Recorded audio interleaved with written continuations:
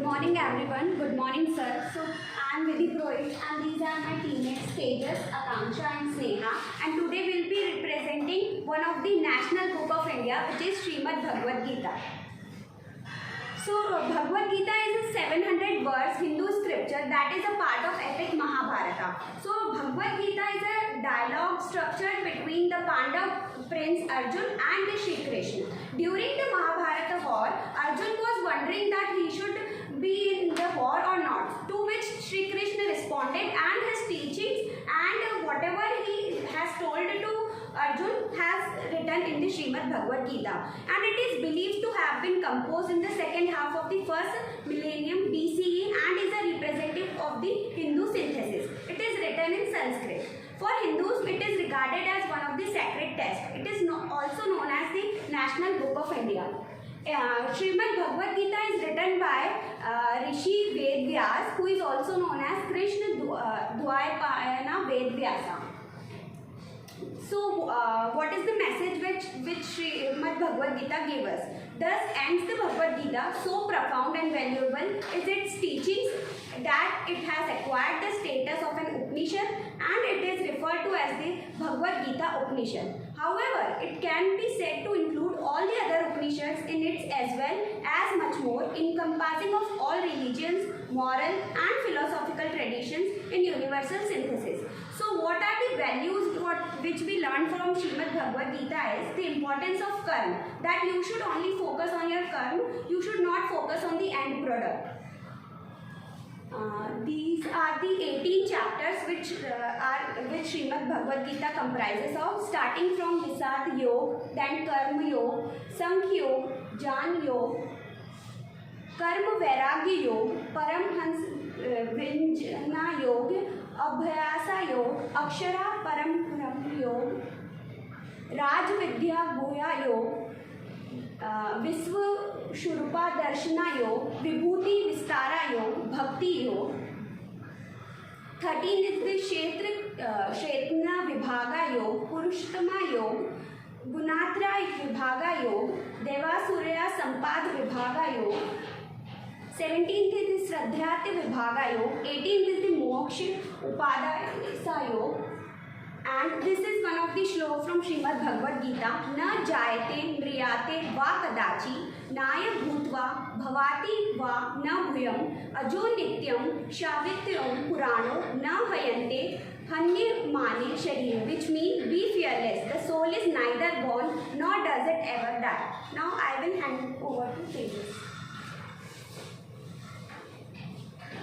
So basically Bhagavad Gita, everyone is related. Everyone knows that the Bhagavad Gita is a religious book, but actually it is not a religious book.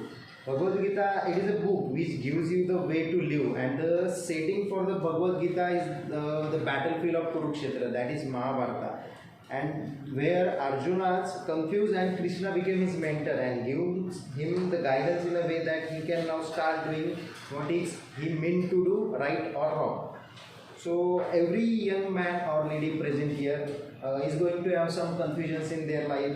Every young person is going to be have those dilemmas to do or not to be or not to be, and that's exactly how Gita it begins. In the first chapter, it is mentioned that I'll say it in Marathi that Krishna says that Arjun, तू लड़, तुझे लड़ना पड़ेगा, क्योंकि तुझे पता है कि वो तेरे रिश्तेदार है, फिर भी तुझे लड़ना पड़ेगा.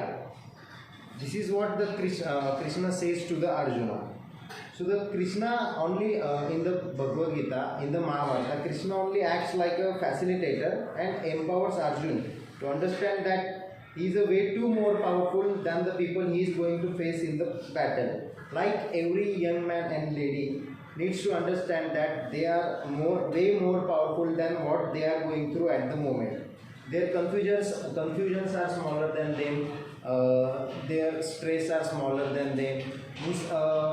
What Krishna wants to say to the Arjuna that, and to the every person, that don't compare yourself to others, because you are different creatures. Every human being, every creature is different in this planet. So suppose there are problems which will be smaller than them. Suppose your heartbreaks are also smaller than whatever you are facing. And every human being have that capacity to overcome all the challenges, all the pains, all the stress that you have. And those pains are going through, so that's precisely where books like the Gita helps a lot, because they build in a way you that sense of confidence and strength. Why it is written that? Because if you have any kind of stress, any kind of things which you are facing, so basically there are books like Bhagavad Gita, there are Bible, there is a Quran, so you can go to that book. And if you, lot of people, monks are says that if you open any page of Bhagavad Gita, you will get your answers. Because Krishna told a lot of things about the life, and there are basically 3 lessons which we should take from the Bhagavad Gita. The first one is the particular text from the 2nd chapter, which talks about the seasons, which are summer and winter. Every year the summer comes, summer goes, winter comes, winter out. So like that, season changes, and just because season changes, we never stop performing our duties. Suppose in the Ladakh there is in the December, in the peak of the winter, there will be a -20, -30. And at the same time, in the summer, in the Rajasthan sector, Jaisalmer sector, there will be a +45 degrees Celsius. The soldier or the human beings are steadily stand there for safeguarding their country. The peoples of the Ladakh and the Rajasthan are still there; they are surviving. So the season changes, but we are not going to stop our duties. And the second teaching is that verse from the 6th chapter, which talks about the mind being a friend or an enemy to you. And so the mind can become your friend or a enemy. Suppose take an example, if you want to wake up early in the morning at 6 o'clock, so you will set up alarm at 6 o'clock or 5:30. So the alarm will ring at the 6 a.m. So suppose your mind will play a mind game with you that in this month, in the season winter, your mind will play a beautiful game with you that I want to sleep. So the mind will tell that you are not going to do that task. Suppose you want to go to the job or running or do some yoga exercise, so the mind will play a game. So don't wake up at 6 a.m. Just take a half hour of nap. So you will feel very fresh. And the opposite is that, so at that moment your mind will become your enemy. But at the same time, if you have a good company, if you have a good friend, if you read a book, if you do a meditation, then your mind will become your friend. So treat your mind as a friend, not an enemy. So it is a very beautiful lesson from the Bhagavad Gita. And the third one is, how do we start looking at the presence of divinity everywhere and every aspect? Divinity means the God. So there is no need that we have to visit any place of worship to see that divinity. You can see the divinity in the people, in the nature, the surrounding you have. So you can go to the nature. There is no need that there is a concept of astic and nastic. So if the some people say are nastic, so everyone in the world is not nastic. Suppose someone is saying that, suppose Purva is saying that I am nastic, but she is actually not nastic. There is some divinity, there is some superpower. So she will look that into the superpower. And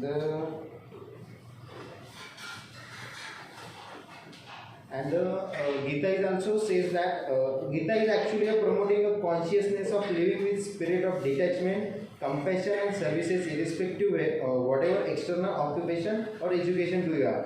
Most of the people think, I already told that it is not a religious book. It teaches about how to live a life. So there is also specific verse in the Gita. It tells that there are certain things which never changes.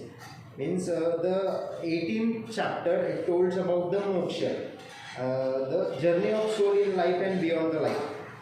The body goes through the multiple changes.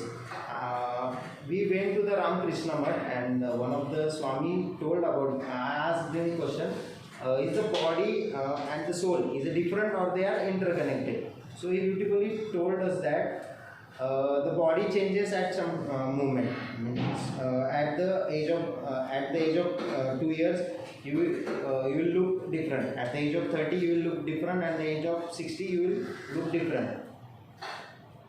So the soul is never born and never dies. Means I died at the age of 60, so my soul will go to the another body. It's like that. Means the every person have not a they have a common soul. So means if I die, then my soul will go to the Vidhi die, then my soul goes to the Akanksha. It's like that. And there is a everyone knows about the Maya. Maya means it is a concept of simulation. If you break the Maya into Ma and Ya. Ma means not and Ya means that which is. So Maya is equal to that which is not. For example, if I tie a rope to my waist and I tie it to the truck, and if I want to pull that truck to backward side, so I will tie that rope, and I don't have that much of power to pull back that truck. So at the same time, I don't know that at that moment the driver comes and he puts the reverse gear, and at that same moment the truck gets reversed.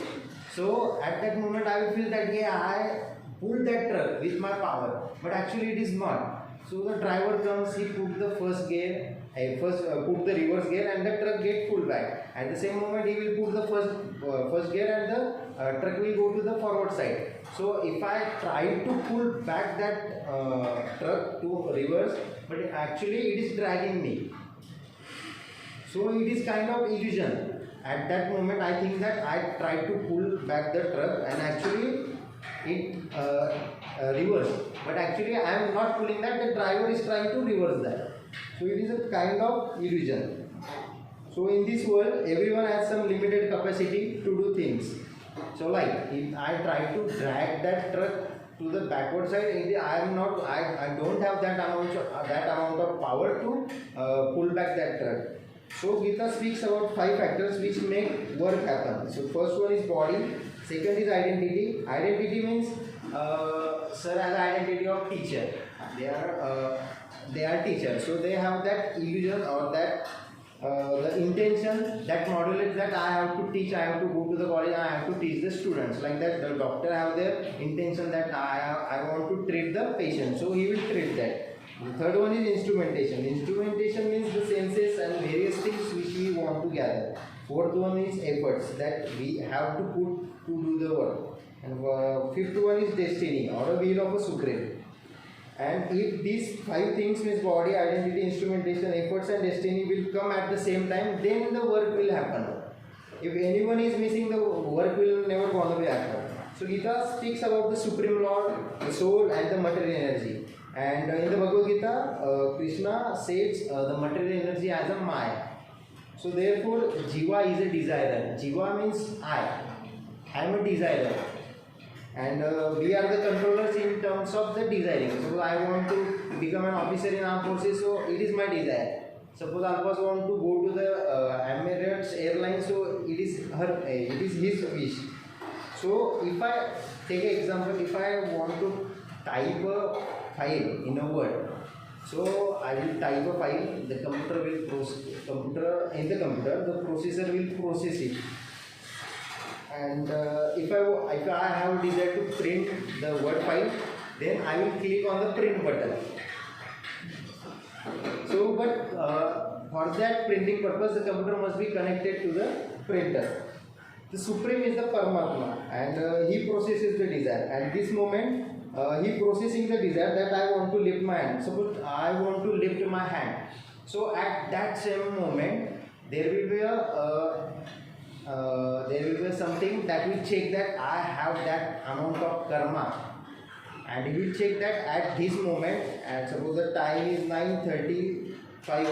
At this moment, if I have some good karma, then the prompt will go to there. So if he granted, he sanctions that I have sufficient amount of karma, so my hand will live. But there will be some time will come in the future. If I do some bad things, so my hand will not get lived. So everything is connected to your karma. If you do good things in your life, so you will get a result. If you do bad things in your life, suppose आप भरकट गए दुनिया में, गलत रास्ते पे चल गए, तो you will not get your results by your karma. So that's about the Bhagavad Gita.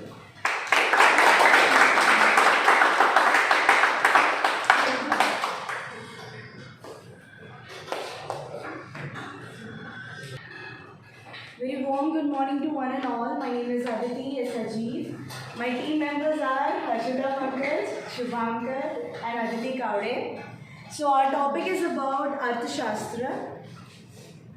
Arthshastra is a book, it's a Sanskrit book which is written by Chanakya.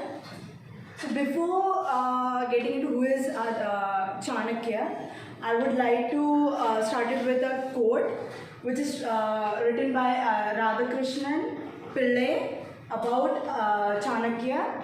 He is right there, just behind you. Even before you know he is there, he is watching you, but don't be afraid because he is not evil or terror unknown. He is the master strategist maker. People call him Chanakya, Kautilya or Vishnugupta, but in truth he was a mystic. So who was Chanakya?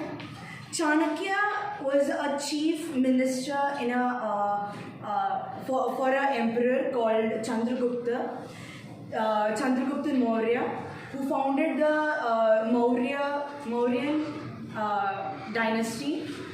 Chanakya was the son of the noble Chanak and Chaneshwari, and he was born around 350 BC. He is also known as the strategist. He is a kingmaker. He was a chief minister. He is a royal advisor, philosopher, economist, and also teacher. He is also known as the Kautilya or Vishnugupta. Before that, he also nicknamed as Machiavelli, Indian Machiavelli. Before you know who is Machiavelli, Machiavelli is Niccolo Machiavelli. He is an Italian in 16th century. He wrote a book of peace, and he is well known for political ideas, and also is an author. So that's how Chanakya got this nickname as Indian Machiavelli. He wrote the ancient Indian political treaty, the Arthshastra, roughly between the 4th century BCE and 3rd century CE.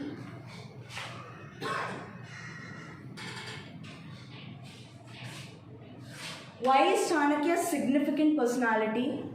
Chanakya was the first person who nurtured the sense of nationalism. So he basically converted the people around him to get into the nation, not to dharma, and inculcated the mind of the people towards the nation, towards their country. He assisted the first Mauryan emperor that I said before, the Chandragupta Maurya, in his rise to power. He served as a chief advisor to both Chandragupta and his son Bindusara. Now, what is Arthashastra? Arthashastra is also known as the science of material gain. It is in Sanskrit, it is Arthashastram. It includes the nature of government, law, civil and criminal code system, ethics, economics, market, trade, diplomacy, theories on war, nature of peace and duties of obligation and obligation of a king. So the author Chanakya has wrote that he wrote about the war, how the war should be conducted, how an economy should organized, and it's all about the king and the kingdom. Chanakya Niti, it's a book by Chanakya itself, and the best author, the Chanakya Niti has translated into best and simplified words by B.K. Chaturvedi. Chanakya Niti is a collection of aphorisms composed by Chanakya. It is a set of ideas and statements given by the ancient Indian teacher, and valuable tips how to lead a good and productive life even in this day and age. So,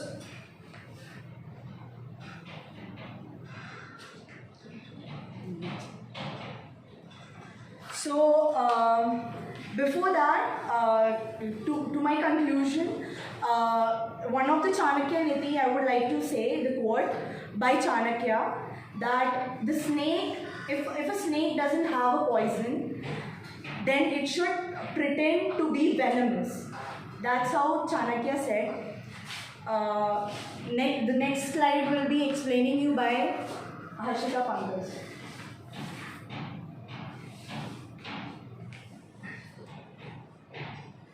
Thoughts of Chanakya, economic thoughts. So Chanakya thought is economy is the main discipline of the everything. Like Chanakya regarded Artha as a root of discipline, because when you compare any country with another country, you always check that always compare on the basis of the economic only. So Chanakya said if the country has the land, cows and everything, it's all their assets compared to the economic of the country. And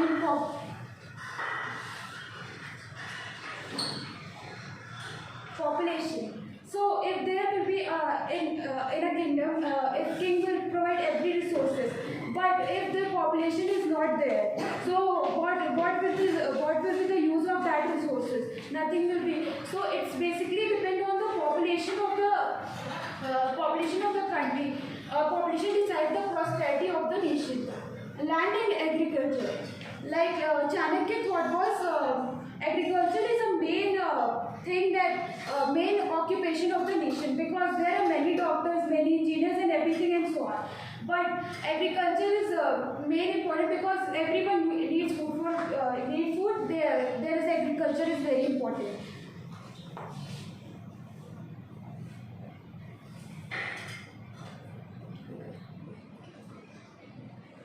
Labor and wages. And Chanakya said that labor will be paid, the wages will be paid to the labor on the basis of their productivity level, not on the basis of their working hour, or they have this profile or this in the business. Is only Chanakya said that the person how is doing the efficient work, on the basis of that the wages should be paid to the labor. And economic function of the state. In the state, in a country, the central government focuses on everything, but the state level also focuses, because central government can't do everything. Think about central government can't think about the whole country, so they make the state government so that state government can provide facilities to their people.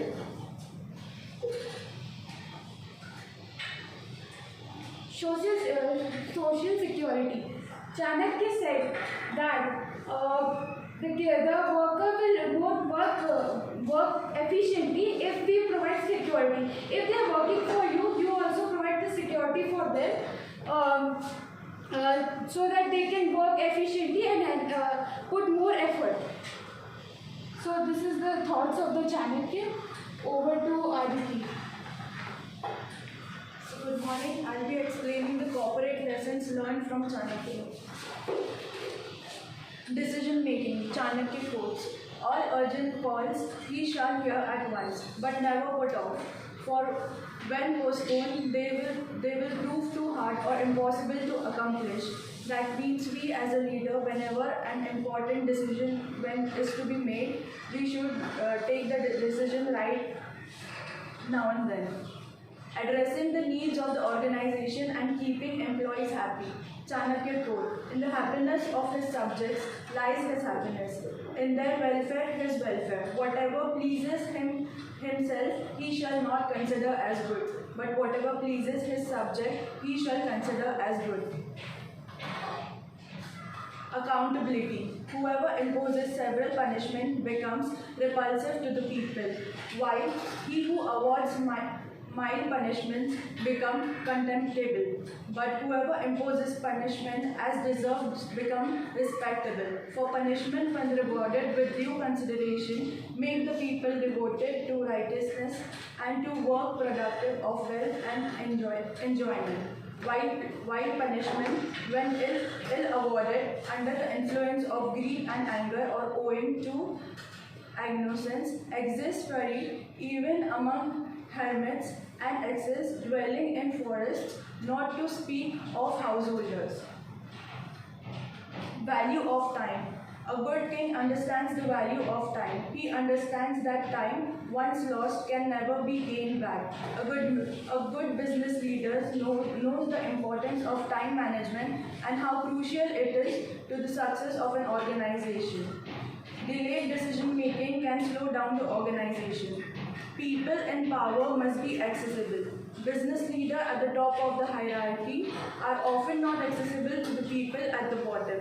Keeping communication open with your frontline employee must give you ideas that can keep you way ahead of other competitors in the market. Conclusion.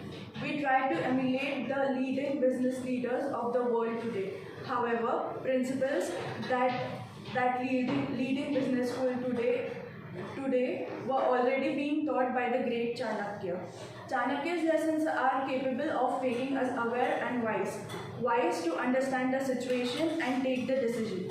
Decisions which will lead to the upliftment of the individual, society and the country. His teachings were way ahead of their time and are relevant even today. It is time that we start valuing them. Thank you.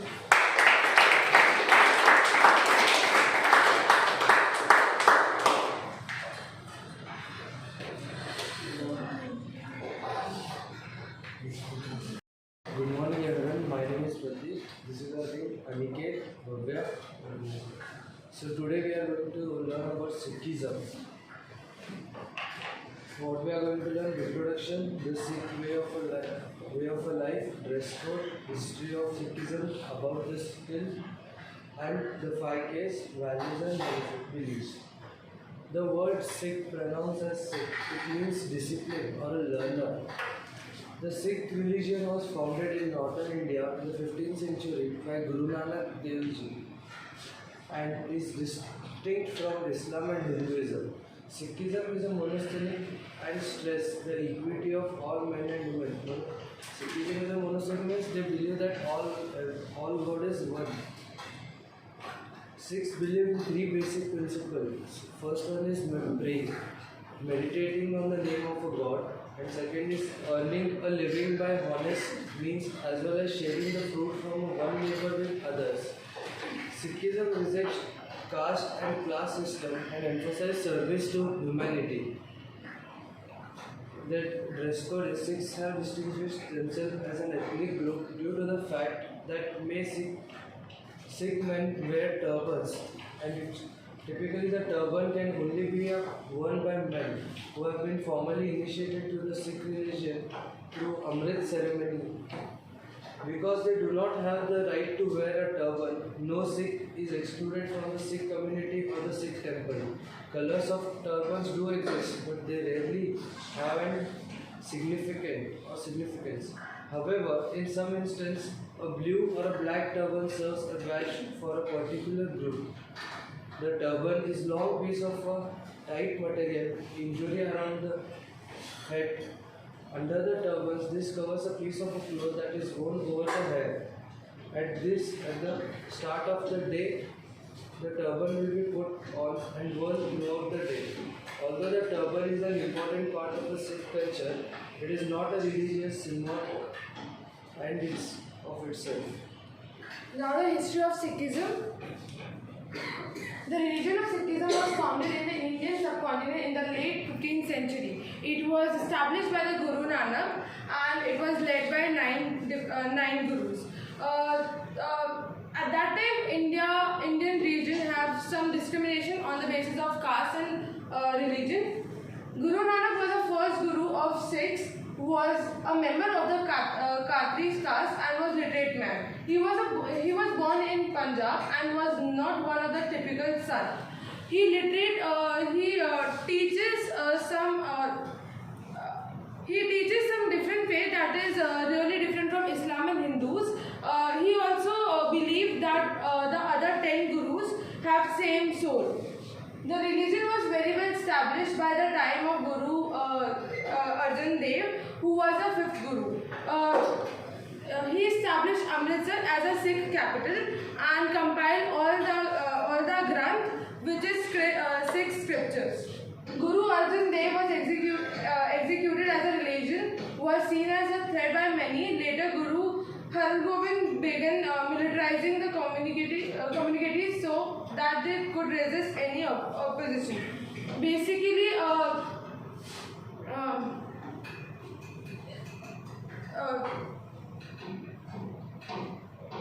the Mughal Emperor Aurangzeb has opposed Sikhism to a maximum extent.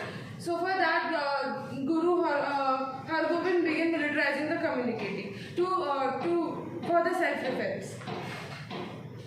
Now Khalsa Panth. 10 Sikh Guru Gobind Singh established the Khalsa, which meant the military group of men and women. This was established in the year 1699. The Sikhs needed accept the 5 scales. This is basically their spiritual significance. Kesh, the uncut hair, Kara, Kanga, Kacha and Kirpan. The Singh Sabha was set as in 1873 and it played the most important role in the purification of Sikhism. Gurudwara administration was also reformed and consequently the British passed the 6th Gurudwara Act in 1925 for the management of the Gurudwara.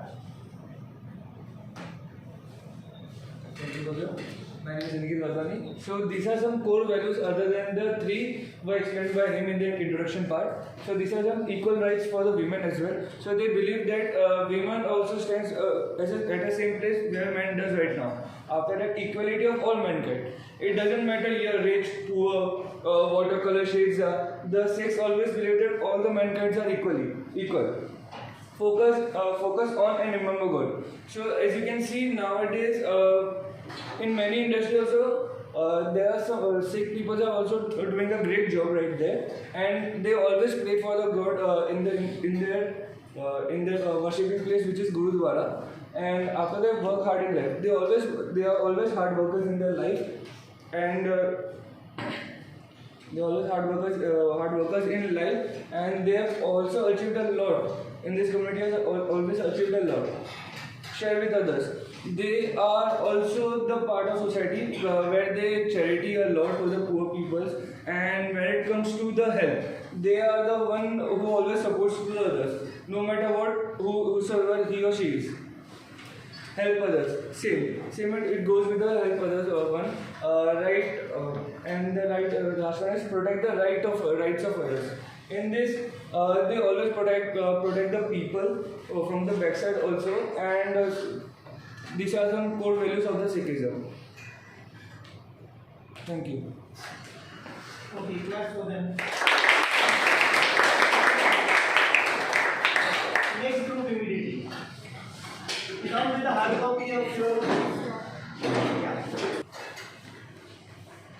Madhav, black circle with the.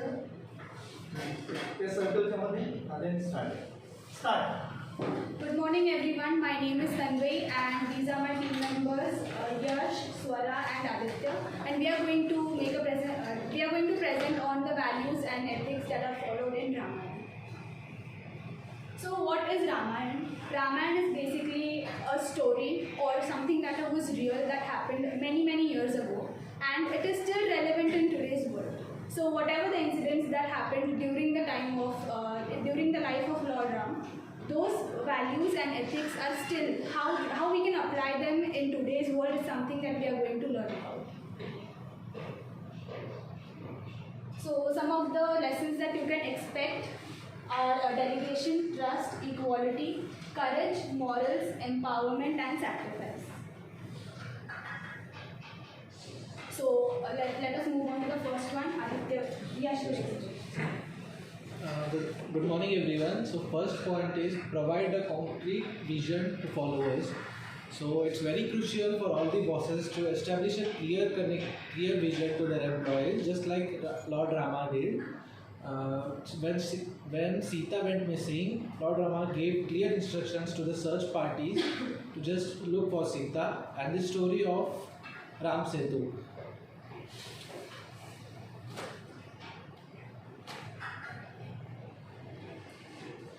Believe in the ability to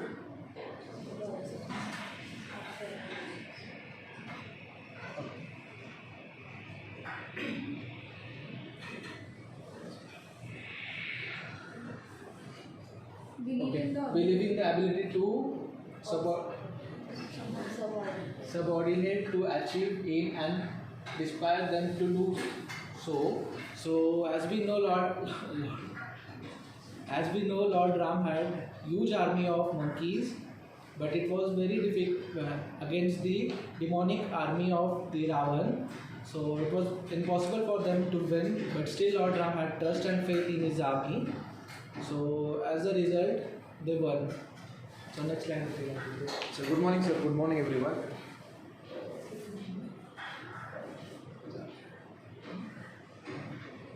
So the Ramayana, we say treat all people equally. So there are in Ramayana there are many princes in at that time, but Rama mingled with everyone, all regards with the prevalent of norms and lower and upper santra. The untouchability issue never touched him, and this helped him strike ushers among the fishermen and tribal folk as well. The bring us very important leadership. Equality result in the loyalty.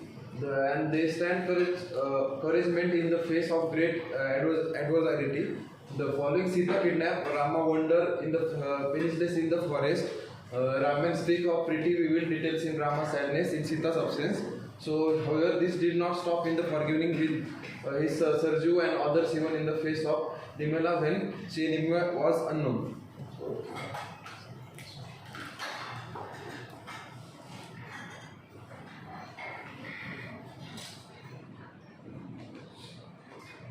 So another value we learned from Ramayana is stand for morality but do not engage in judgmental posturing. Well known for his moral code, Rama endeavored to stand forth for the values he projected. But nowhere in Ramayana was he depicted as a blind Puritan who only wanted his code of conduct in place and rest all be banished. Rama was a person of resolve. He chose to suspend judgment at all times. His value systems were different even from his father. Rama had one wife while many other kings, including his father, had several. A leader who gives way to creativity as an open field to his teammates is revered more as suspending judgment is still the way to go.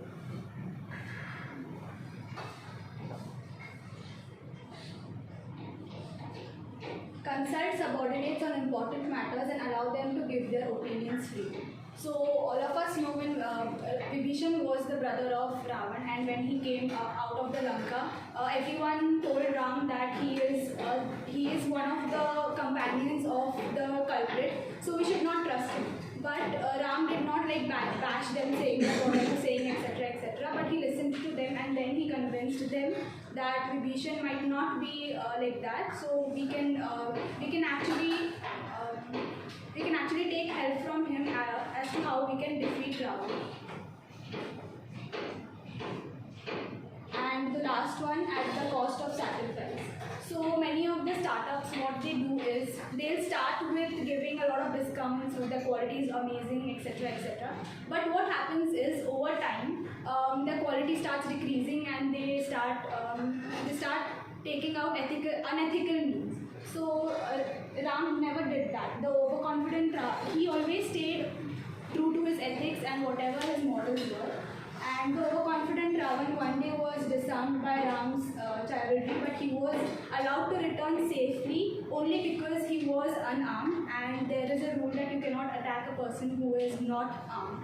So these were the values that we learned in Ramayana, and these are some of the values that startups should or can abide by. So Ramayana management can become Ramanagement, and this is one of the quotes that dharma is so called because it sustains or supports society. The people of a country are held together and sustained by dharma. Dharma is actually following the right path or truth, and the people of a country are held together and sustained by dharma. Thank you so much.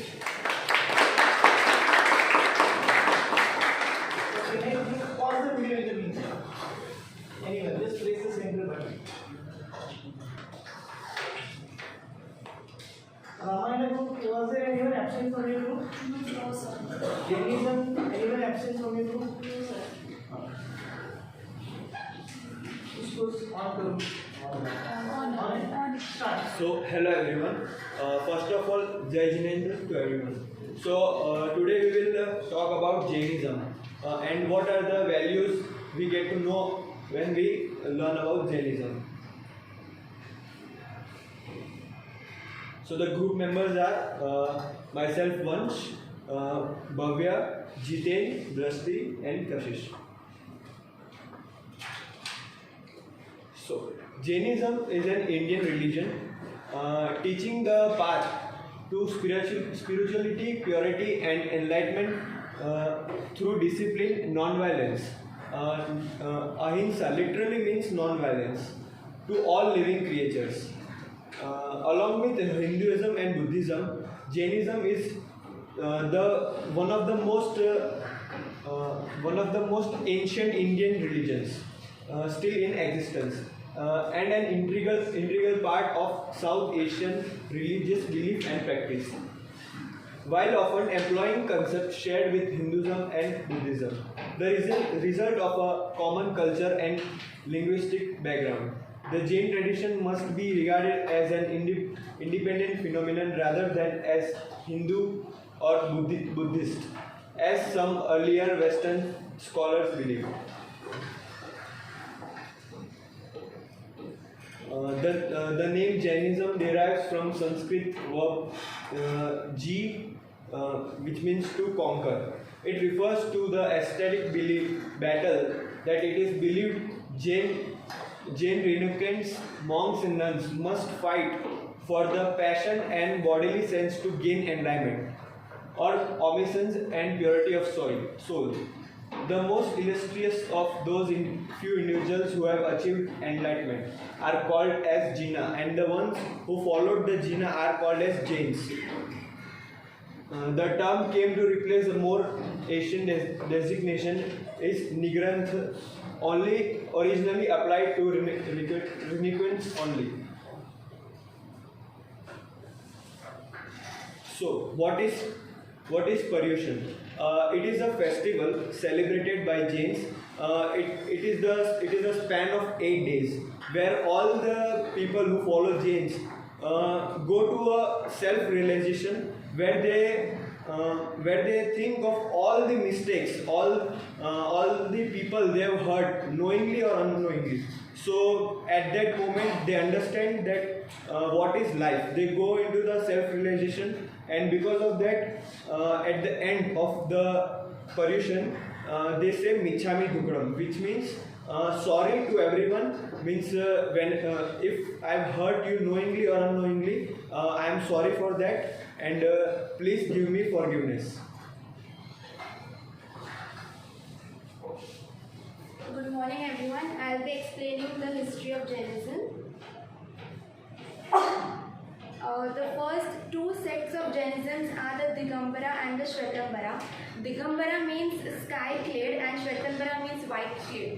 Sky-clad is basically naked, and Shvetambara, white-clad, is wearing clothes or providing the clothes. In Digambara, the monks are not wearing any clothes, and because of that only there are male monks, and in Shvetambara the monks are totally attired with white clothes. Most of the historic temples that still exist today were built in first millennium CE. Jains rejects the concept of creator and founder. In the present half cycle of the cosmos, Aditya was the first Tirthankara.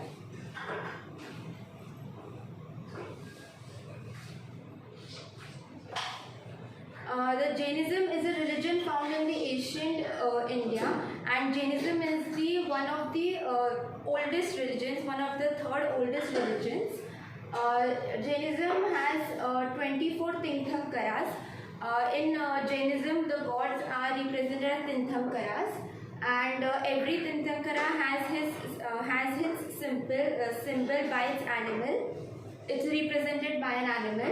Some artifacts found in the Indus Valley civilization have been suggested as a link to ancient Jain culture, but very little is known about the Indus Valley iconography and script. The two Tirthankaras, the last two Tirthankaras, 23rd, which is Parshvanatha, and 24th, which is Mahabharata, are considered historical figures of Jainism.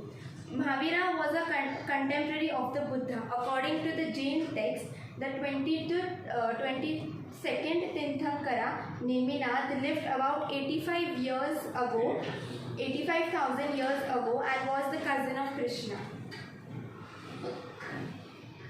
So the 24th Tirthankara, which is Mahavir Swami, it is symbolized by lion, as you can all see here. Every god every murti have his symbol at the down of the murti. Mahavira is also known as Vardhama. He is the spiritual successor of the 23rd Tirthankara, which is Parshvanatha. Mahavira was born in the early part of the 6th century into the royal Kshatriya Jain family in ancient India, and his mother name is Trishula and his father name is Siddhartha.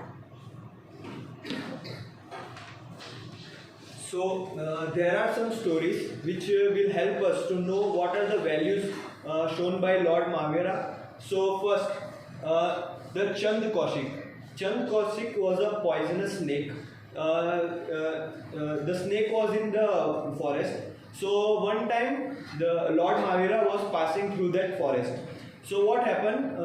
The snake was biting all the humans, all the creatures over there. So the villagers stopped Lord Mahavira that don't go there because the snake will also bite you. But Lord Mahavira still went there, and he started his meditation. So when Chand Kaushik saw that Lord Mahavira came there, so he was a bit shocked that how can a human come there knowing that he is biting everyone. So he was a bit angry. So after looking at Lord Mahavira, he was meditating. So he got angry that how can a human do it knowing that everyone has fear of me. So the snake started the whispering sound to fear Lord Mahavira, but Lord Mahavira was still and he was doing his meditation. So it got the snake more angry. So then he threw poison 3 times to Lord Mahavira, but nothing happened. Lord Mahavira was same as calm and composed. So it got more angriness to the snake. So now the Chand Kaushik, he went more angry and got near him and bite the toe of Lord Mahavira. Then what happened? Instead of blood, milk came out of the toe. So now Lord Mahavira said some words like, "Wake up, Chand Kaushik, wake up and see what are you doing." So because of that, the snake got some realization that what he is doing is totally wrong. So because of that, the snake then realized the mistake which he is doing from past 2 lives. So now because of self-realization, now the snake is not biting anyone, and because of that, villagers are also coming there and providing milk to the snake. So because of this, Lord Mahavira taught us that harming anyone would not make any sense. So we have to always have harmony and peace. The second story is Mahavira and the cow herder. One day, Lord Mahavira was doing meditation. So the cow herder came and he told that came and told to Lord Mahavira that look at my cows, because he was going for some work. When he returned, the cows were not there. So he thought that Lord Mahavira must have stolen his cows, or he must have hidden them to any other place. So he went to whole village, whole valleys, and found, but he found it nothing. So when he came back again, he was thinking that he must have hidden. So he was actually whooping a rope to him, but at that moment an angel came and stopped him and told that he is a god. He doesn't care about your cows, and doesn't matter that he would take or not take your cows. So at that moment the cow herder realized that taking the hasty decisions doesn't matter and doesn't make any sense. So therefore it came to realization that harming anyone would have no sense in it.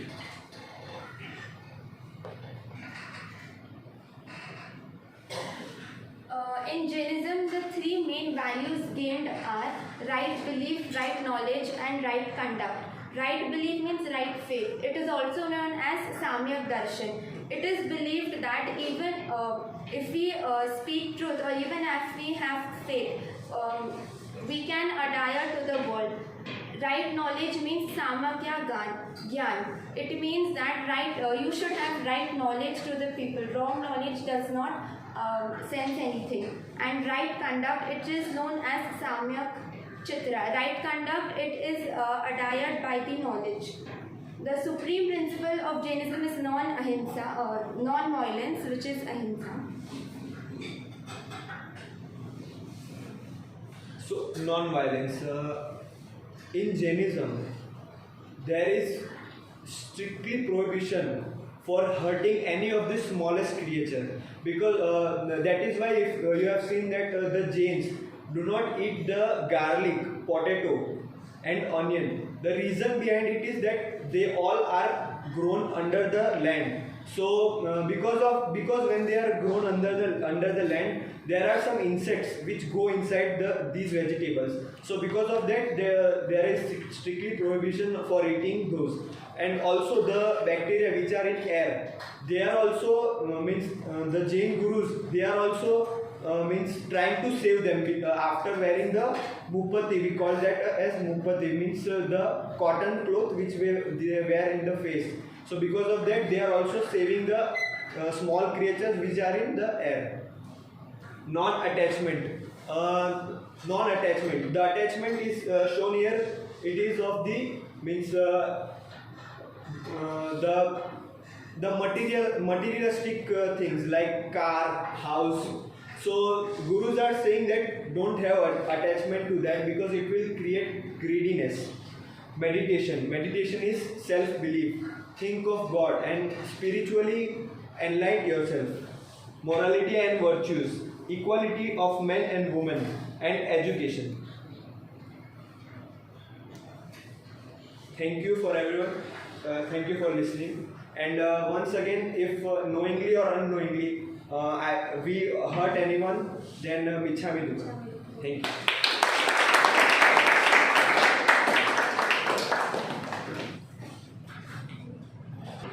Okay, should we start? Audience, so laptop switch off, so laptop on. This way you know from me. Okay, start. Good morning, everyone. My name is Anagha Maideo. My teammates Purva Shinde, Madhav, Yash, and Parth. Today we are going to present on the topic of Mahabharata.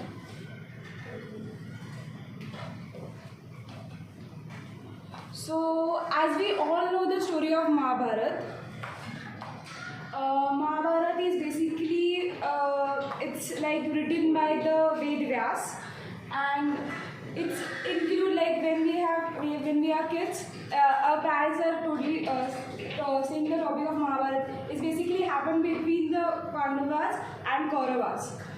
So it's happened in the 19th centuries in the Kurukshetra. It starts from Hastinapur. It's five. Basically, this story is all about. When I'm doing the summary of the story is all about five Pandavas. Like there is a king. There is a kingdom in the Hastinapur.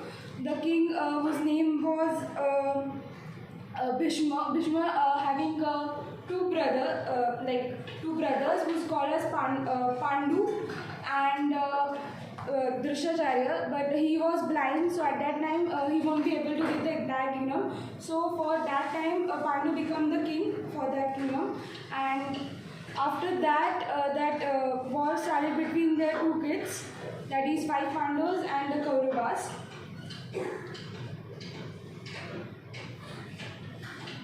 There are some things of the Mahabharata. You have succeed every time if you have stay focused.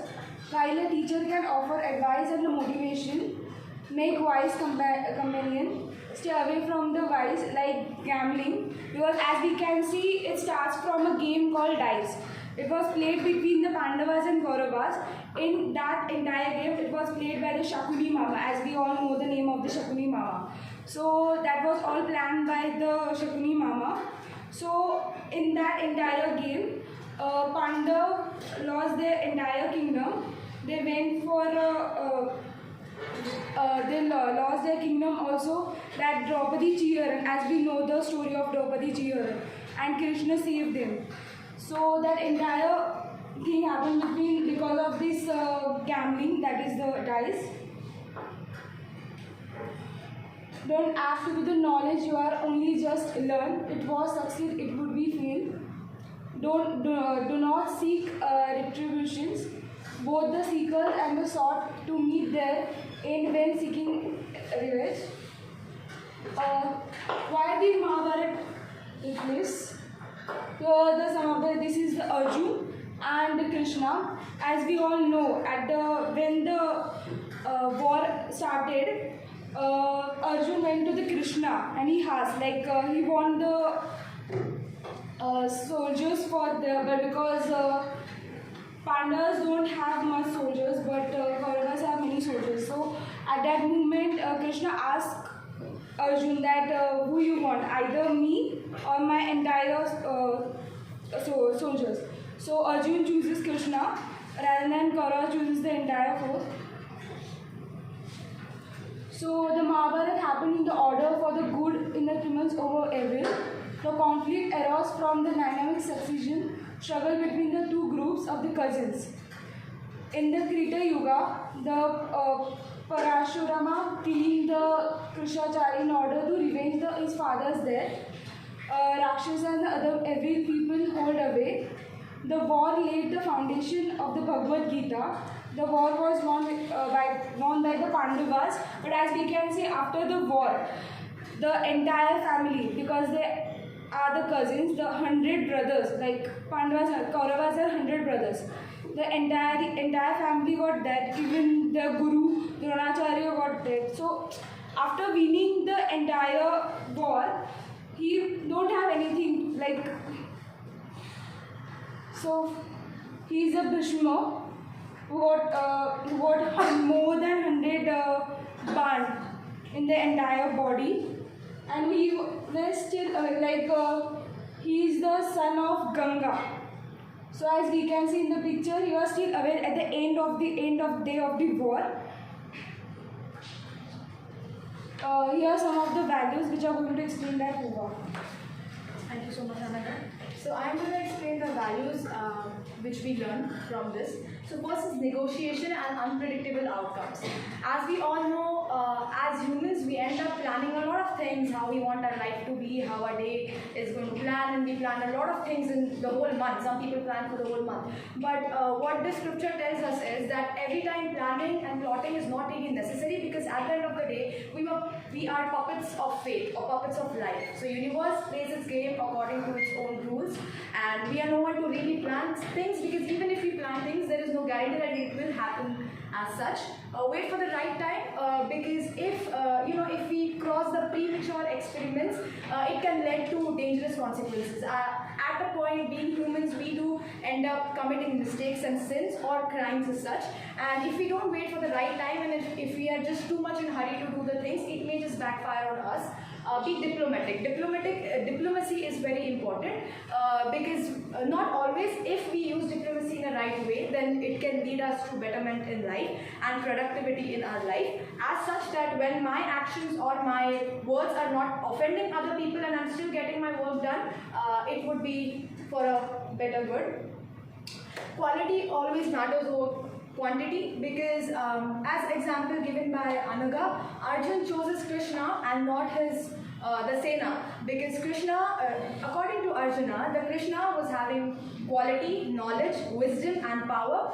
Sena of course had a lot of power, but they did not have the knowledge and the wisdom which Krishna had. So one of the reasons quality always matters over quantity.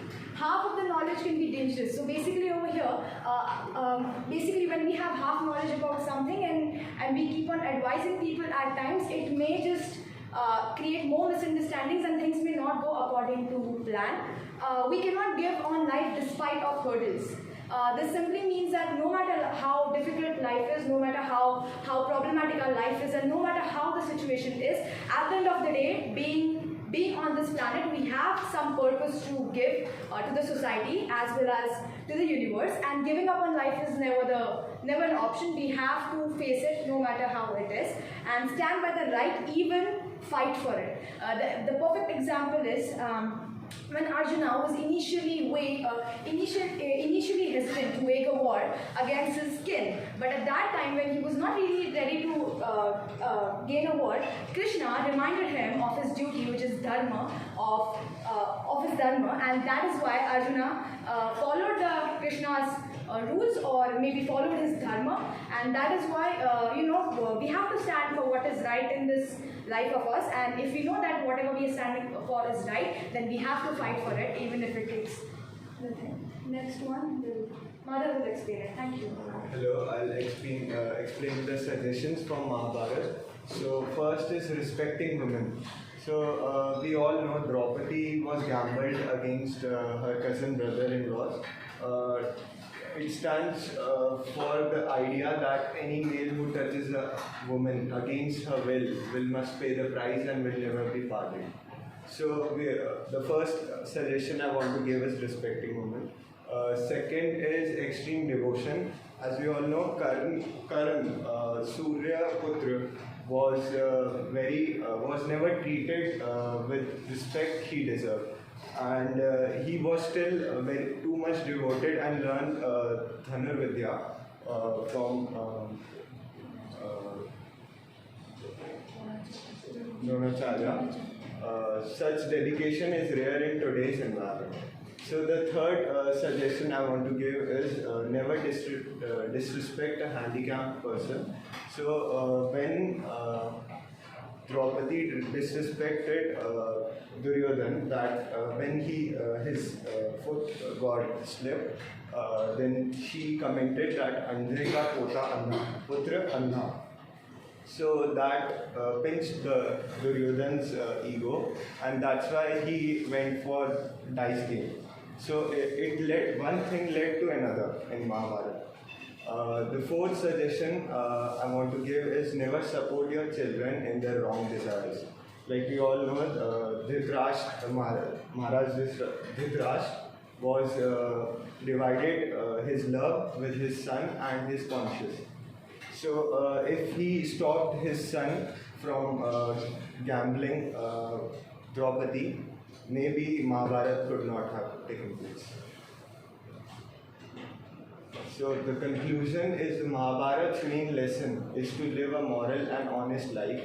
The Pandavas battled for privileges and rights that the Kauravas had wrongfully taken away from them, and we should fight for our right in the same.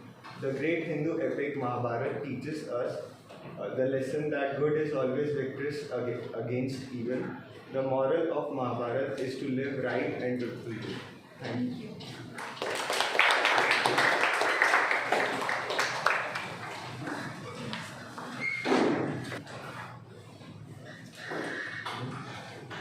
A very good morning, one and all respected sir, my dear friends. Before starting about my topic Islamism, I like to begin with one of the quote. Auzubillahi minash-shaytanir-rajim, Bismillahir-rahmanir-rahim. Assalamu alaikum wa rahmatullahi wa barakatuh. Before starting any good work, we begin with this quote. What is Islamism? Islamism is one of the most second largest religion around the world, next to Christianity. We believe on the one God, that is Allah, and it is the most merciful, we serve the humanity, and which protects the humanity to believe in Islamism. Second thing is that we mainly follow the teaching which is being taught by the Quran Sharif, which is the book which is sent by our Lord. And second thing, the best 6 articles is that God, Allah, angel, Farishta, books, Quran Sharif, Prophet Muhammad, Day of Discretion, means Akhira, and the Divine Decree, the Faith of Declaration. And the core Islamic 6 articles of the faith. First one is believe in one God. Islam believes that there is only one God, we call as Allah. And second is one of the biggest and the one who we worship it. Secondly, believe in angels, we call it Farishta.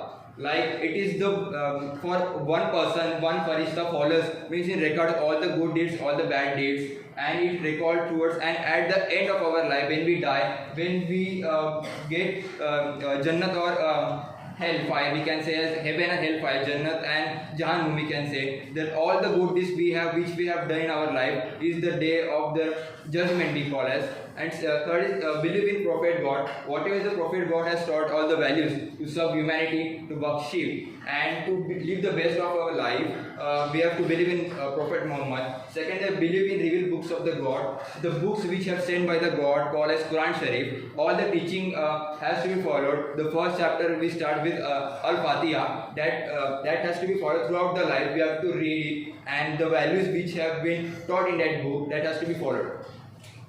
Like this is the Quran Sharif, like the book which we follow. Second, fifth is believe in the day of judgment.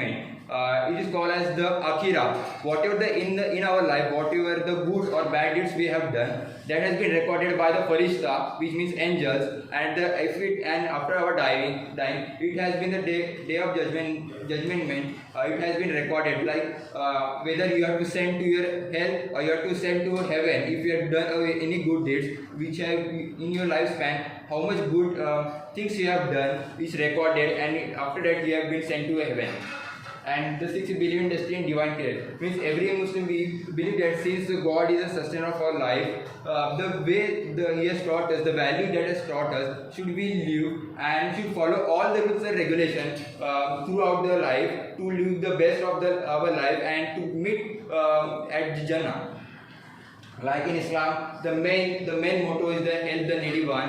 Whatever the wealth we earn, like we have to serve to the poor, like to help them and to give them the best of life according to our wish. And the 5 pillars of Islam, the declaration of faith, means it one the La ilaha illa Allah Muhammad Rasulullah, means the deity worthy of being worshipped, that before the starting any work, it has been to work, that it has to be, like we said, a bharosa. Always have a bharosa on your work, the faith on your work, what we do, because the value that has taught us gives us the best confidence towards the work we do it. Second is daily prayers. Usually Muslim pray daily 5 times, which in the morning 5:30, second 1:30, third 4:45, fourth 6:45, and the fifth one is 8 o'clock. So these are the 5 prayers which runs on the sunset. Like according to sunrise and sunset, this timing gets shift. And the third is zakat. Zakat is something that whatever the wealth we earn, we have to give some amount to the charity or the poor people, because the wealth which we earn, we have to serve, we have to distribute among all of us, like to give the best of life to all over. And the fourth one is the fast of the Ramadan. In a year, 1 month Muslim fast, which called as a month of Ramzan, and the fasting is called the Roza. Means for 1 month, 1 day, almost 18 hours to 17 hours we have to fast without drinking one sip of water, nor food, nor the saliva we should drink. And in the morning 4 o'clock we just start with the fasting to an evening 7:30 to 8 o'clock without any food, without any sip of water or no saliva we should sip. And the fifth one is the Hajj pilgrimage to Makkah. Makkah is one of the scientifically proven the place which is the center of the world, and all the Muslims, in the month of Ramzan it is called as Umrah, and in month of Bakr it is called as Hajj. In these two periods the Muslim visit Saudi Arabia, Makkah to follow all the religious culture, all the prayers we can do here. The scientifically proven fact is that this is the Kaaba Sharif, we can say that, and all the Muslims revolve around it. The fact is that one person stop revolving around this, then the stability of the world would not be maintained. The earth will be unstable. So in every year you can see that one person revolve around the Kaaba Sharif. During the COVID period too, 1 person or 2 person was revolving around the Kaaba Sharif, and it has been seen on the video channels that when during the COVID period when no human beings were revolving, the birds, pigeons in the flocks of more than 1,000 were revolving around the Kaaba Sharif. They revolve 7 times and then they go back to their home. The video was so viral that it is scientifically proven that it has been scientifically proven that the earth will remain unstable. And the core teaching of the Quran Sharif we can call as the first chapter is Al-Fatiha. It is taught as I begin with the name of the God, Allah, and the all praise and thanks for the God, Lord of worlds, the most beneficent, the most merciful, and sovereignty of the day of recompense. You alone be worshipped, and you alone we ask for help. Guide us to the straight path, the path of those you have blessed, the path of those you have incurred your wrath, are not for the goal have destroyed. And the core teaching of Prophet Muhammad, the action and the day of the intention is there. The God is pure. Whenever you live your life, as every religion teaches that don't harm anyone, nor friends, nor anything. Just live your life peacefully. Whatever you earn in a good manner, and whatever the wealth you have, distribute in a society.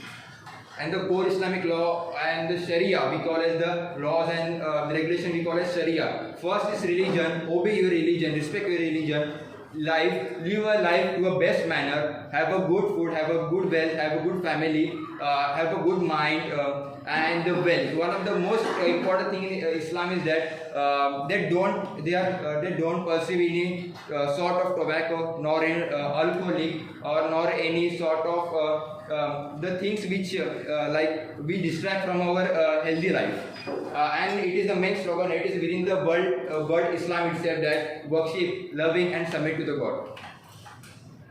And the values to be learned live your life peacefully. Second, have patience, have sabr. Like anything you want in your life will be not given at a moment itself. You have to have a sabr for almost 7 years. It takes 40 years also, and the end you get a reward that is called as a Jannah, heaven. So it is the main thing. And whenever you have a problem, say Alhamdulillah. Whatever the plan God has, whenever we have difficulties, we say that God, it is a plan of yours. We believe that after this problem we have a good life over there. And have sabr in your life, and astaghfirullah we call as the forgiveness. And this mainly which I follows, wear this type of topi like for namaz and everywhere we go. As you can see on the road itself, like Arabic top, like it is mostly wear in Saudi Arabia in Arab culture. Janamaz, it is a praying mat which we pray about, and this is the ittar, it is a non-alcoholic and which we apply daily. So it is the main thing, like we follow this, which I follow mainly. And as mentioned, as per the instruction given by the sir, like we have to visit whatever the places we have assigned. So we have visited the masjid, Sirat Mola Masjid, and this is the Kausar Bagh Masjid in Pune itself. We have visited the interiors, the culture. And this is the dargah. Masjid are different, dargah is different. Masjid are that we pray, we follow namaz, and dargah is something that the messenger of Allah, we call as turbal. The person or the messenger have been buried over there. So I have visited the 15 to 20 days back to Hajjali Dargah Mumbai and Mahin Dargah in Mumbai. So and the most important part, the values from the food we get is that the food which I have kept, eat limited food but pursue the best of your food other than having any sort of the alcoholic person, like biryani, it is very healthy, like all the things we pursue, like sheer kurma, it is sweet which we offer, and chicken, one of my favorite, and this is called rabri, and fish Sali, and this albaik, which is mainly a branch of the Muslim. I know your mouth will be watering because I have seen many smiles on their face. Even sir is smiling. So this is all my, and I invite you to my home. Whenever you want to come here to have biryani or sheer kurma, you are most welcome. Thank you, sir. Thank you, sir.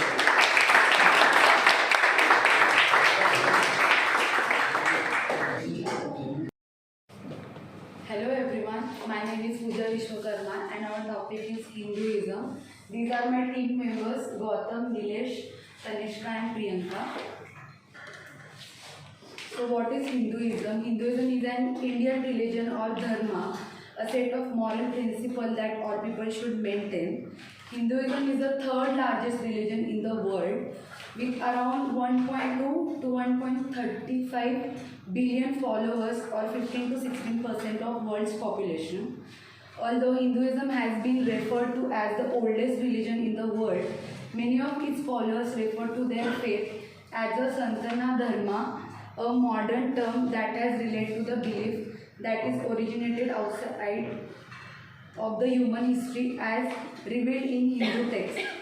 Vaidika Dharma is the Dharma connected to the Vedas, is another endonym. What is Purushastras? The term Purushastra describes the goals of human existence. The four Purushastras or legitimate purpose of human life are accepted by classical Hinduism. These are four Purushastras: Dharma, which means moral values; Artha, which is economic values and prosperities; Kama means pleasure, love and psychological values; and Moksha means self-actualization and spiritual values. Now I am handing over to Nilesh. So good morning everyone. So as speaking for the human values, the Hinduism gives us some important points like truthfulness. Every time we should speak truth. If possible, not speak untruth. But if person get ill and if there is a risk of life, then it may be helpful to him to not to tell him the untruth. So according to case, the truthfulness is also changes. Second one is the non-violence. The principle is the ahimsa paramo dharma, means not to harm anyone. Also non-violence is also there, and if possible to eat vegetarian. Don't kill animals for your own self or overfeeding. Second is the non-stealing. So don't steal for your greediness and selfishness. That's it for non-stealing. Second one is fourth one is the compassion. So compassion feels kindness, sympathy, love and mercy. These are the all characteristics which are given to us in our childhood also. So if one should always be ready to provide service to needy ones and one sacrifice if needed. Last one is forgiveness. everybody should forgive everyone if something does wrong, if something is sins wrong. So forgiveness is the key to make someone happy. It creates the basic of non-violence. Thank you. Myself, Gautam, I'll be explaining the main elements of Hinduism. Hinduism, when it comes to Hinduism, Om is the symbol which represents the Hindu religion, and Om represents the sound that was made when the universe was created. It is believed that Om is a sound which has been created when the universe was created. And Vedas and Upanishads are the main collection and writings which describes the Hinduism, which describes the Hindu religion, of their arts, of their culture, of their full structure which they used to have and used to practice in the year of year. And main concepts of Hinduism is karma, samsara and moksha. And one of that is reincarnation. Reincarnation is something that so it's been believed that in Hinduism soul is immortal and it's been traveled to body to body when the body dies. It's been believed that, and soul travels from one body to the next. Thank you. Good morning everyone. I am explaining some basic beliefs in Hinduism. All teachings of Hinduism are recorded in the text. These texts are written in the Sanskrit, a language. Sanskrit is a language specifically used for religious purpose. Upanishads is a text in Sanskrit that has a dialogue between student and a teacher of Hinduism. Upanishads address the belief of a reincarnation. Reincarnation, that is samsara, is the belief that if you die, your soul goes into another body. If you were a good person, then you will be reborn in a higher class than you occupied. But if you were a bad person, you may come back as a poor person or an animal. The lower your social rank, the harder you try to guarantee your position in the life. If you were a pure person, your spirit goes to be with Brahman. All Hindus must obey their dharma. Dharma was person's religious duties. A person's dharma was based on their age, class and occupation. If you obeyed your dharma, you moved closer to Brahma. You also had to believe in being non-violent, or that is ahimsa. Some Hindus also do not eat meat because they won't harm animals. Karma is the sum of all the person has done and will do. Good morning everyone. So Hindus can worship at a temple or at home. Typically it is personal and involves a shrine at home where prayers and offerings are made, where we provide fruits, flowers to the god, and the families pray together 3 times a day. Pilgrimages are important to Hindus and they are made to where the god has appeared or originated. So coming to the conclusion, so what is basically Hinduism? Hinduism isn't really a rule-based religion. Not like there are 10 commandments or acting like that. Belief in reincarnation is the foundation of the religion, and this forms the guiding principle to live by a pure mind and action. So basically Om is the key to we chant Om when we meditate. So basically if we chant Om, it gives the peace to our soul and our body. So yeah, Dhanyavad and Jai Shri Ram.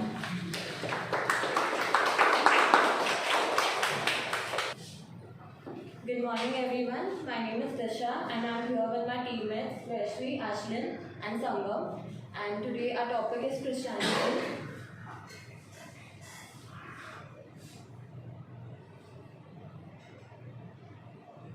So Christianity is the world's largest religion based on the followers. It has more than 2 billion followers and believers. It is founded on the life, teachings and death and resurrection of Jesus Christ, and those who follow him and are called Christians. The 3 major branches of Christianity are Roman Catholicism, Eastern Orthodoxy and Protestantism. Aim and motive. The main goal of Christianity includes loving God, obeying His commandments, spreading word of the gospel, and sustaining a relationship with the Jesus Christ. Christianity means love. Love is a key attribute of God in Christianity. God is love, and he who abides in love abides in God, and God abides in him. Beliefs of Christianity. In Christianity, there are different religions, but the most common beliefs are monotheism. Monotheism is the belief in God. So Christians worship only one God. He is the creator. His divinity comes in 3 incarnations: God the Father, Jesus the Son of God, and the Holy Spirit. The second one is redemption from sin. Christianity is built upon the death and resurrection of Christ.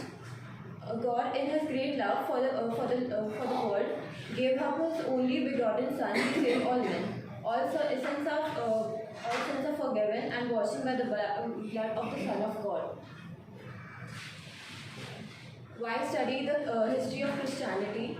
To study the Christianity in its historical context is to discern its meaning. One must learn from the past to find God's will.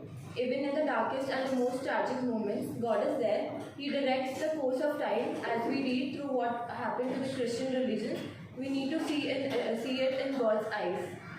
Everything has its place in time. It was already planned by God since the beginning.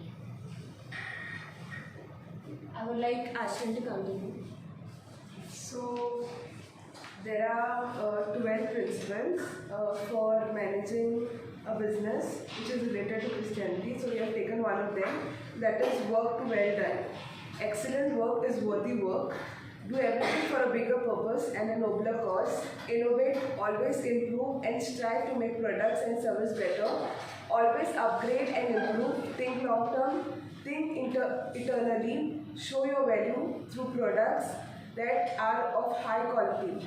Building a business on biblical principles requires a change of perspective. One essential attitude that is essential for Christian leaders is to practice excellence at all times and in all situations.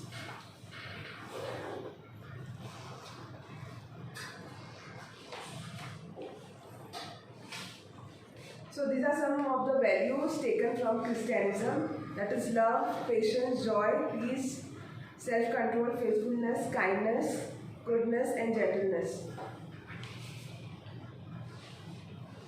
How to apply Christian ethics to business practices. So the first one is be honest in the business setting. No matter what the situation is, make sure that you don't fall for jealousy or you don't fall for contentment. Make sure you're faithful and loyal to your work. Second one is treat people right in business.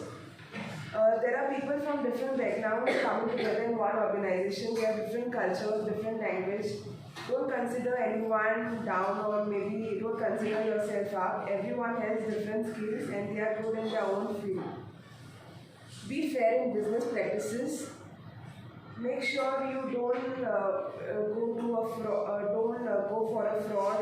Make sure that you are loyal to your work and your ethics. Invest wisely in business. Don't go for gambling and don't go for stuff that is leading to gambling. So we visited a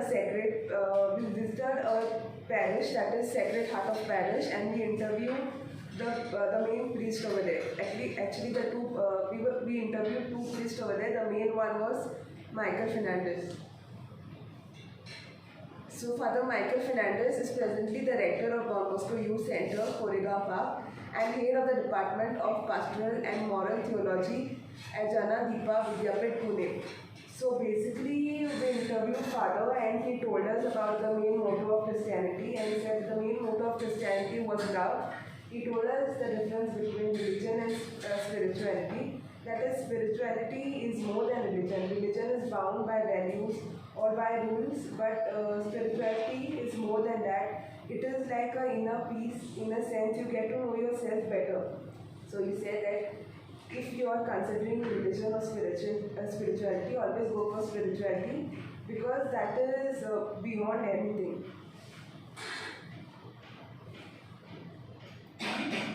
This is one of the literature review for like the values of Christianism with respect to management.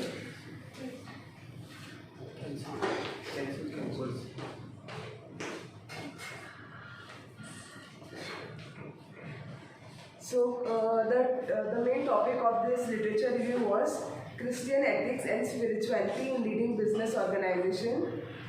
The authors are Dominic Mallet and Joan Fondrodona, published in 2016. So the keywords of this literature review are business ethics, Catholic social teaching, Christian ethics, Christian spirituality, common good, leadership. So besides the relevance of Christian ethics for Christian believers, a number of Christian thinkers have made significant contribution on ethics in business and economics, not only recently but over many centuries. Important concepts widely used in business ethics either have their roots in or have received close attention with the Christian tradition. This research is suggested into how to integrate a Christian perspective in business education, considering that too often business students are informed by powerful theories and highly trained in technical skills. But some unfortunately have university without the ethical and spiritual formation which would ensure that their insights and skills are used for the welfare of others and the support of the common good. So to conclude with, the importance of Christianity in our world today cannot be overemphasized because like the kids in this religion, 5+, they already started with the education in this Christianity. We have like catechetical classes where each and every rule or each and every beliefs concept about Christianity is taught. So there is a management in this religion. Right from the kids, like they know what is the next step after completing one class or after completing one certificate, they know what is the next thing. So basically this religion is planned, well bound with rules and regulation. Thank you.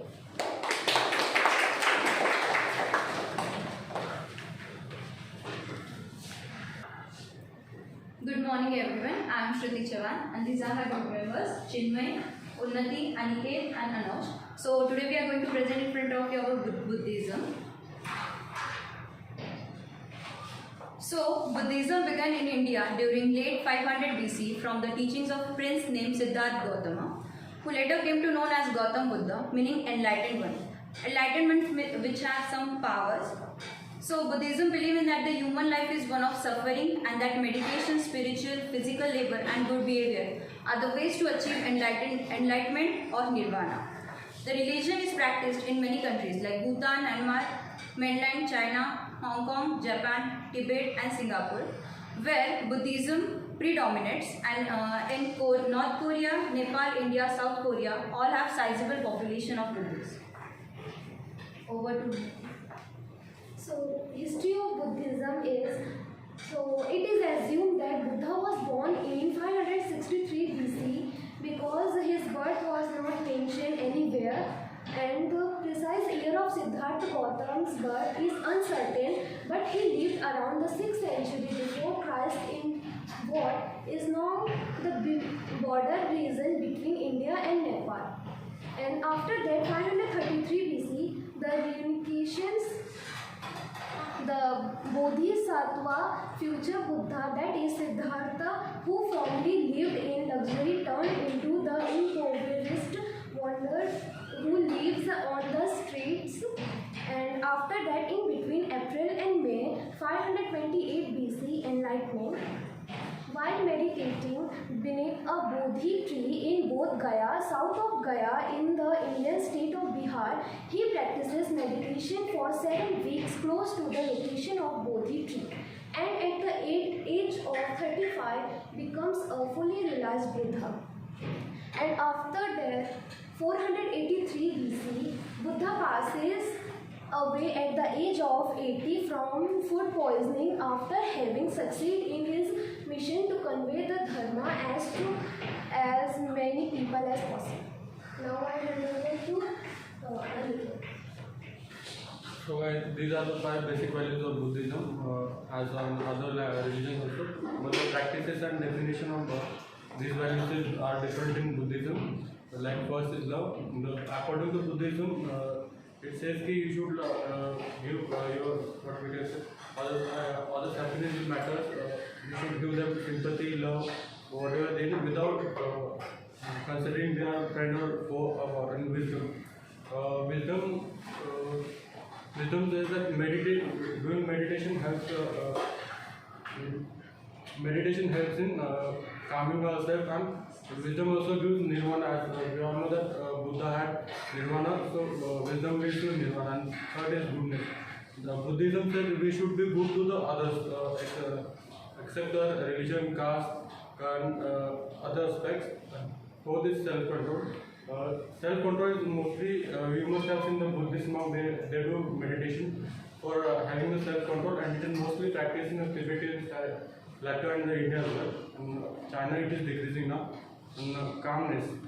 Calmness also relates to meditation, because calm mind can have a good decision without having the inside pain of the other world, means outside world. That's it. And I'll hand over to Chinmay. So the next are 5 precepts, that means the rules or practices that are followed by the Buddhists. So first is Panitapata Veramani. Basically these precepts are written in Pali languages. So the first precept means to abstain from killing any living being. Like in Jainism it was mentioned that they don't kill any insects or even the bacteria. Similarly it is in this precept the Buddhists are abstain from killing any living being. It may be an insect or any a man or animal. And in this precept it is also stated that it is not necessary that killing is by hand only. If you give order for killing, or if you kill it from like a shoot it with a gun, it is also considered as violated. Then the second is Adinadada Veramani, which means to abstain from taking what is not given. So basically most of you must be knowing that the monks they practice bhiksha.